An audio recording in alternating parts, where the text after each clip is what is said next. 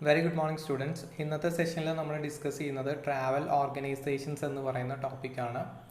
Tourist and hospitality management open കോഴ്സിൻ്റെ introduction സെഷനുമായിട്ട് ബന്ധപ്പെട്ട് ചെയ്യുന്ന മൂന്നാമത്തെയും അവസാനത്തെയുമുള്ള ഒരു ക്ലാസ് ആയിരിക്കും ഇന്നത്തെ ക്ലാസ്. ഈ ഇൻട്രൊഡക്ഷൻ സെഷൻ വളരെ ഇമ്പോർട്ടൻ്റ് ആയതുകൊണ്ടാണ് ഇത്ര ഇൻഡസ്ട്രിയുമായിട്ട് റിലേറ്റഡ് ആയിട്ട് കിടക്കുന്ന ഒരുപാട് കാര്യങ്ങൾ അതിൽ ഉൾക്കൊള്ളിച്ച് ഇത്ര ഡീപ്പായിട്ട് പറയുന്നത്.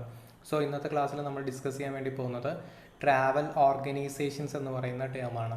സോ ട്രാവൽ ഓർഗനൈസേഷൻസ് എന്ന് പറയുമ്പോൾ ഒരുപാട് ഓർഗനൈസേഷൻസ് നമുക്ക് എൻ്റെ വേൾഡിൽ കാണാൻ വേണ്ടി പറ്റും.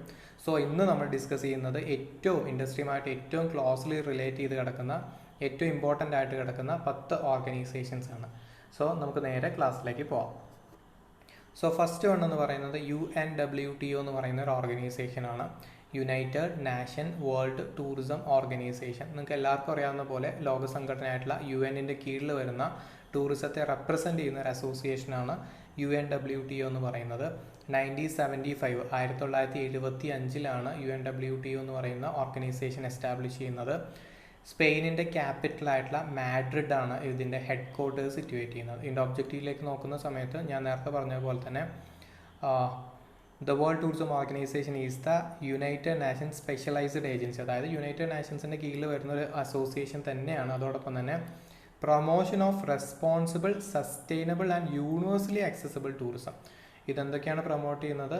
എൻ്റെ ദ വേൾഡിൽ ആക്സസിബിൾ ആയിട്ടുള്ള റെസ്പോൺസിബിൾ ആൻഡ് സസ്റ്റൈനബിൾ ടൂറിസം. അതായത് നമ്മൾ പോകുന്നൊരു ഡെസ്റ്റിനേഷനോട് കൃത്യമായിട്ട് നമുക്ക് റെസ്പോൺസിബിലിറ്റി ഉണ്ടെന്ന് ഉറപ്പുവരുത്തുന്നു. അതോടൊപ്പം തന്നെ നമ്മൾ ഏതെങ്കിലും ഡെസ്റ്റിനേഷനിലേക്ക് പോകുന്ന സമയത്ത് ആ ഒരു ഡെസ്റ്റിനേഷൻ ഒരിക്കലും ഒരു ഹാംഫുൾ ആയിട്ടുള്ള ഒരു കാര്യം അവിടെ സംഭവിക്കാത്ത രീതിയിലുള്ള ടൂറിസത്തെ കൃത്യമായിട്ട് പ്രൊമോട്ട് ചെയ്യുക എന്നുള്ളതാണ് UNWTOയുടെ ഒബ്ജക്റ്റീവ് എന്ന് പറയുന്നത്. ഞാൻ ഈ responsible tourism, sustainable tourism, eco ടൂറിസത്തിലേക്കൊന്നും അധികം കടക്കുന്നില്ല. വളരെ കൃത്യമായിട്ട് നമ്മുടെ സിലബസിൽ പറയുന്നുണ്ട്. അതുകൊണ്ട് തന്നെ നമുക്ക് വളരെ ഡീപ്പായിട്ട് എന്ത് ചെയ്യാം, ആ ക്ലാസ്സിൽ അതൊക്കെ ഡിസ്കസ് ചെയ്യാം. അടുത്ത അസോസിയേഷൻ എന്ന് പറയുന്നത് അയാട്ടയാണ്. അയാട്ട നിങ്ങൾ വളരെ പോപ്പുലർ ആയിട്ടുള്ളൊരു അസോസിയേഷനാണ്. അയാട്ട എന്ന് പറയുന്നത് International Air Transportation Association. International Air ട്രാൻസ്പോർട്ടേഷനെ കൃത്യമായിട്ട് നിയന്ത്രിക്കുന്ന ഒരു ട്രൈഡ് അസോസിയേഷനാണ് അയാട്ട എന്ന് പറയുന്നത്. എൻ്റെ ദ വേൾഡ് എയർ ട്രാഫിക്കിൻ്റെ 82% എന്താ പറയുന്നത് കൈകാര്യം ചെയ്യുന്നത് അയാട്ട എന്ന് പറയുന്ന ഒരൊറ്റ അസോസിയേഷനാണ്. 1945 കാനഡയിൽ ആണ് എന്ത് ചെയ്യുന്നത്, ഇതിൻ്റെ 1945 ഇത് എന്ത് ചെയ്യുന്നത്, എസ്റ്റാബ്ലിഷ് ചെയ്യുന്നത്, ഫൗണ്ട് ചെയ്യുന്നത്. കാനഡയിലാണ് ഇതിൻ്റെ ഹെഡ് ക്വാർട്ടേഴ്സ് സിറ്റുവേറ്റ് ചെയ്യുന്നത്. അയാളുടെ ഒബ്ജക്റ്റിലേക്ക് പോകുന്ന സമയത്ത് to promote safe, regular and economical air transport for the benefit of the people. എന്തൊക്കെയാണ് പ്രൊമോട്ട് ചെയ്യുന്നത്? സേഫ്, റെഗുലർ ആൻഡ് എക്കണോമിക്കൽ ആയിട്ടുള്ള ട്രാൻസ്പോർട്ടേഷൻ പ്രൊമോട്ട് ചെയ്യുക എന്നുള്ളതാണ് അയാട്ടയുടെ ഒബ്ജക്റ്റീവ്സ് എന്ന് പറയുന്നത്. അയാട്ടയുടെ പ്രയോറിറ്റി ഏരിയാസ്, അയാട്ട ഏതൊക്കെ കാര്യത്തിനാണ് ഏറ്റവും കൂടുതൽ പ്രയോറിറ്റി കൊടുക്കുന്നത് നോക്കിക്കഴിഞ്ഞാൽ സേഫ്റ്റി, സെക്യൂരിറ്റി, സർവീസ്, ഈ 3 കാര്യങ്ങൾക്കാണ് അയാട്ട എന്ത് ചെയ്യുന്നത്, ഏറ്റവും കൂടുതൽ പ്രാധാന്യം കൊടുക്കുന്നത്. നെക്സ്റ്റ് അസോസിയേഷൻ എന്ന് പറയുന്നത് പാറ്റയാണ്. Pacific Asian Travel Association. Pacific Asian രാജ്യങ്ങളുടെ ഒരു ട്രാവൽ അസോസിയേഷനാണ് പാറ്റ എന്ന് പറയുന്നത്. 1951 എന്ത് ചെയ്യുന്നത്, പാറ്റ ഫൗണ്ട് ചെയ്യുന്നത്. ഇതൊരു നോൺ പൊളിറ്റിക്കൽ ഓർഗനൈസേഷനാണ്. ട്രാവൽ ആൻഡ് ടൂറിസം ഇൻഡസ്ട്രിയിലെ ഒരു നോൺ പൊളിറ്റിക്കൽ ഓർഗനൈസേഷനാണ്. പസഫിക് ഏഷ്യൻ രാജ്യങ്ങളുടെ ടൂറിസം ഡെവലപ്മെൻറ്റിന് വേണ്ടിയിട്ടുള്ള കാര്യങ്ങൾ ചെയ്യുക എന്നുള്ളതാണ് പാറ്റ എന്ന് പറയുന്ന ഓർഗനൈസേഷൻ്റെ objectives.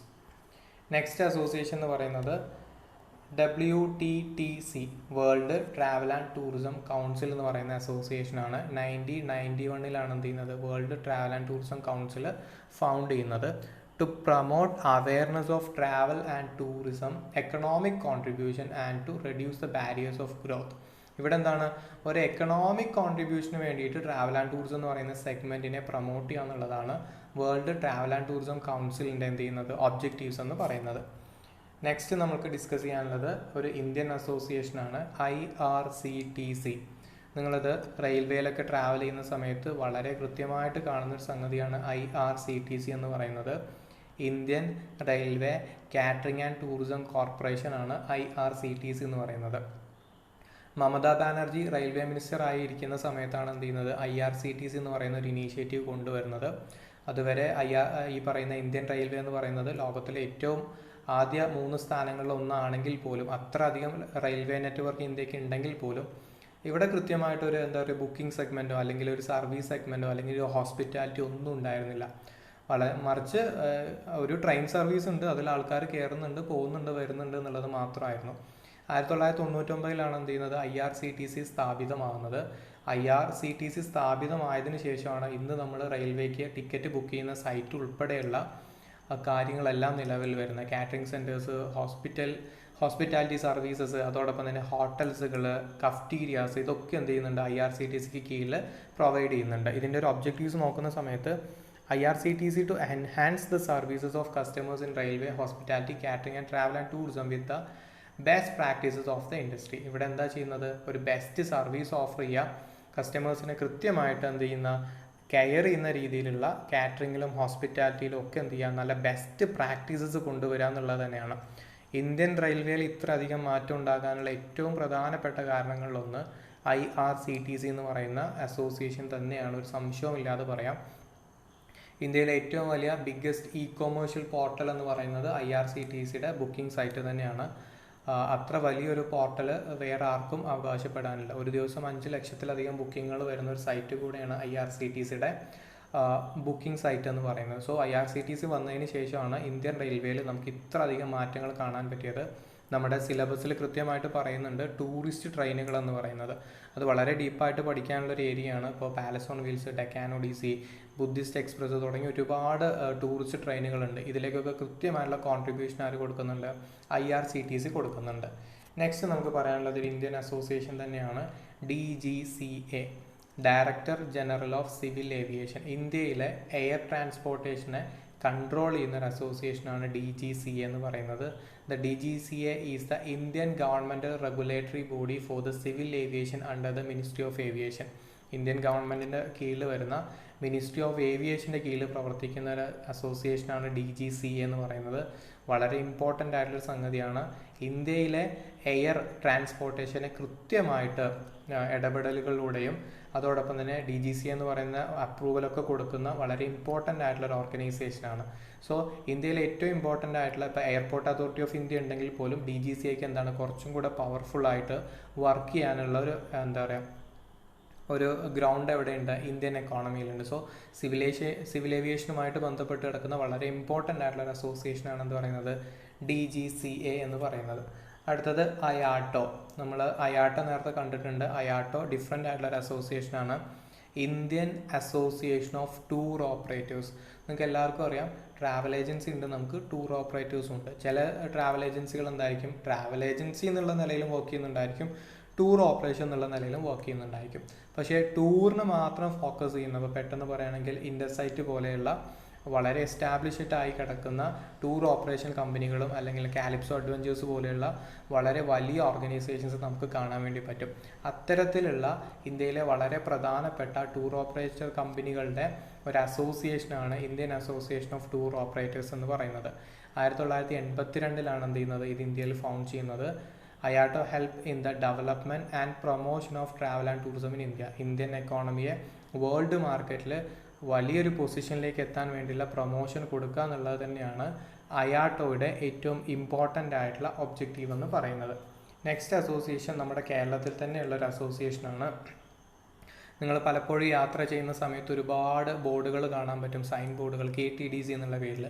Kerala tourism development corporation എന്ന് പറയുന്നതാണ് ഇതിൻ്റെ ഒരു എക്സ്പാൻഡ് ഫോം. 1966 എന്ത് ചെയ്യുന്നത് KTDC എന്ന് പറയുന്ന ഓർഗനൈസേഷൻ നിലവിൽ വരുന്നത്. സോ ഇതിൻ്റെ ഒരു ഒബ്ജക്റ്റീവ് എന്ന് പറയുന്നത് to promote Kerala as a leading tourism destination and to identify key tourist destination within Kerala and promote it outside. കേരളത്തെ കൃത്യമായിട്ടുള്ള ടൂറിസം ഡെസ്റ്റിനേഷൻസിന് ഡെവലപ്മെൻറ്റിന് വേണ്ടിയുള്ള കാര്യങ്ങൾ ചെയ്തു കൊടുക്കുക. ഡെവലപ്പായി വരുന്ന ടൂറിസം ഡെസ്റ്റിനേഷനെ കൃത്യമായിട്ട് കേരളത്തിന് പുറത്തേക്കും എൻ്റെ വേൾഡ് മാർക്കറ്റിലും എന്ത് ചെയ്യുക, പ്രൊമോട്ട് ചെയ്യുക എന്നുള്ളതാണ് KTDCൻ്റെ ഏറ്റവും ഇമ്പോർട്ടൻ്റ് ആയിട്ടുള്ള ഒബ്ജക്റ്റീവ് എന്ന് പറയുന്നത്. ഈ പ്രൊമോഷൻ്റെ കേസിൽ മറ്റേത് സംസ്ഥാനങ്ങൾ വെച്ച് നോക്കുന്ന സമയത്തും കേരള ടൂറിസത്തിന് അതിൻ്റേതായിട്ടുള്ള ഇമ്പോർട്ടൻ്റ് ആയിട്ടുള്ള ലാൻഡ് മാർക്ക് നമുക്ക് എവിടെ കാണാൻ പറ്റും? വേൾഡ് ടൂറിസം സെഗ്മെൻറ്റിൽ കാണാൻ വേണ്ടി പറ്റും. നെക്സ്റ്റ് KTDC കീഴിൽ വരുന്ന ഒരു അസോസിയേഷനാണ് അല്ലെങ്കിൽ ഒരു സംഘടനയാണ്, ഗവൺമെൻറ്റിൻ്റെ കീഴിൽ വരുന്ന ഒരു ഡിപ്പാർട്ട്മെൻറ്റാണ്. ഇതൊരു അസോസിയേഷൻ എന്ന് പറയാൻ പറ്റില്ല. KTDC ആയാലും DTPC ആയാലും ഗവൺമെൻറ്റിൻ്റെ കീഴിൽ വരുന്ന ഡിപ്പാർട്ട്മെൻറ്റാണ്. ഞാൻ നേരത്തെ പറഞ്ഞതിലൊരു തിരുത്ത് വരുത്താണ്. DGCA ഈ പറഞ്ഞ പോലെ ഗവൺമെൻറ്റിൻ്റെ കീഴിൽ വരുന്ന ഒരു ഡിപ്പാർട്ട്മെൻറ്റാണ്. ഞാൻ അവിടെ അസോസിയേഷൻ പറഞ്ഞിരുന്നു. അപ്പോൾ DGCA, KTDC അതോടൊപ്പം തന്നെ DTPC ഈ മൂന്ന് എന്താണ് ഗവൺമെൻറ്റിൻ്റെ കീഴിൽ വർക്ക് ചെയ്യുന്ന ഡിപ്പാർട്ട്മെൻറ്റുകളാണ്. സോ DTPC എന്ന് പറയുന്നത് എന്താ വെച്ചാൽ ഡിസ്ട്രിക്ട് ടൂറിസം പ്രൊമോഷൻ കൗൺസിൽ. നേരത്തെ നമ്മൾ പറഞ്ഞത് KTDC എന്ന് പറയുന്ന കേരളത്തെ എൻ്റയർലി എന്താ പറയുക റെപ്രസെൻറ്റ് ചെയ്യുന്നുണ്ടെങ്കിൽ ഇവിടെ DTPC എന്താണ് ഡിസ്ട്രിക്റ്റിന് ഓരോ ഡിസ്ട്രിക്റ്റിനും ഓരോ DTPC ഉണ്ട്. മലപ്പുറം DTPC, തൃശ്ശൂർ DTPC, ഈ പറയുന്ന എറണാകുളം DTPC, ഓരോ DTPCകൾക്ക് കീഴിലും ഓരോ ഡെസ്റ്റിനേഷൻസ് ഉണ്ടായിരിക്കും. വളരെ ഇമ്പോർട്ടൻ്റ് ആയിട്ടുള്ള ഡെസ്റ്റിനേഷൻസ് എന്ത് ചെയ്യും നമുക്ക് കാണാൻ വേണ്ടി പറ്റും. DTPC, KTDC, DGCA ഇതെല്ലാം ഗവൺമെൻറ്റിൻ്റെ കീഴിൽ വരുന്ന ഡിപ്പാർട്ട്മെൻറ്റുകളാണ്. സോ ഒബ്ജക്റ്റീവ്സ് നമ്മൾ നോക്കുന്ന സമയത്ത് നേരത്തെ കേരളത്തിനെ മൊത്തത്തിൽ പ്രൊമോട്ട് ചെയ്യുകയാണെങ്കിൽ ഇവിടെ എന്താണ് to promote tourism destination and provide financial and marketing support. എപ്പോഴും നമുക്കൊരു ഗ്രൗണ്ട് ലെവലിൽ ഒരു സപ്പോർട്ട് കിട്ടുമ്പോൾ മാത്രമാണ് ഓരോ ഡെസ്റ്റിനേഷൻസും കൃത്യമായിട്ട് ഡെവലപ്പ് ചെയ്ത് വരുന്നത്. ഇപ്പോൾ പെട്ടെന്ന് പറയുകയാണെങ്കിൽ ഒരു ഡെസ്റ്റിനേഷൻ ഉണ്ട്, ഒരു വാട്ടർഫാൾ ആണെന്ന് വിചാരിക്കുക. അത് ആദ്യം ഐഡൻറ്റിഫൈ ചെയ്യുന്ന ആരായിരിക്കും? അവിടുത്തെ ലോക്കൽ പീപ്പിൾ ആയിരിക്കും. അതിനുശേഷം ലോക്കൽ ബോഡീസ് ആയിട്ടുള്ള പഞ്ചായത്തോ മുനിസിപ്പാലിറ്റി അത് ഐഡൻറ്റിഫൈ ചെയ്യും. അവരത് റെഫർ ചെയ്തിട്ട് എന്ത് ചെയ്യും? ഈ DTPCയിലേക്ക് വിടും. DTPC ആണ് പിന്നീട് അതിൻ്റെ ഒരു ഫീസിബിലിറ്റി സ്റ്റഡി നടത്തുന്നത്. ഈ ഒരു വാട്ടർഫാളിന് സാധ്യതകളുണ്ടോ, ഇത് ഡെവലപ്പ് ചെയ്ത് കൊണ്ടുവരുന്നത് കേരള ടൂറിസത്തിന് ഉപയോഗിക്കപ്പെടാൻ പറ്റുന്ന രീതിയിലാണോ, ആ രീതിയിൽ കൃത്യമായിട്ട് എന്ത് ചെയ്യണം? ഒരു ഫിനാൻഷ്യലി മാർക്കറ്റിംഗ് സപ്പോർട്ട് ആദ്യം കിട്ടേണ്ടത് ഈ പറയുന്ന DTPCയിൽ നിന്നാണ്.